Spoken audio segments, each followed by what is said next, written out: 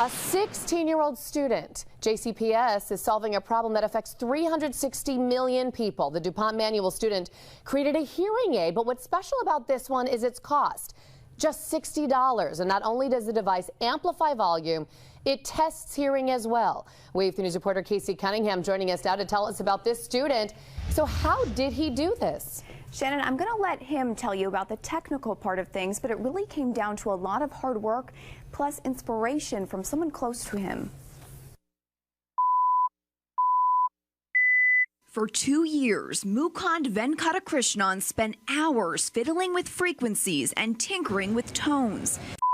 And 2 years is a long time, especially because I'm only 16. Like 2 years is a long time for me to spend on something. This 16-year-old created this device, a hearing test and aid. It eliminates the need for a doctor altogether. First, the tests, different sounds at different frequencies. You plug in headphones on the normal headphone jack right there. If you hear the sound, you click the green button. If you don't hear the sound, you click the yellow button. And after the hearing test is completed, the device programs itself to be a hearing aid. A double-duty device, something even he wasn't sure that he could create. I'm just surprised it turned out okay, right? Because it's hard to see something like this working. I wanted to quit a lot of times in the middle. But besides his incredible persistence, there's a big reason why he didn't quit. Summer after my freshman year, I went to India and I was staying with my grandparents.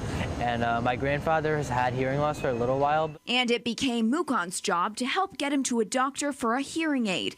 And the experience was less than ideal. And the process took forever to find an audiologist. Then once we got there, they ripped us off.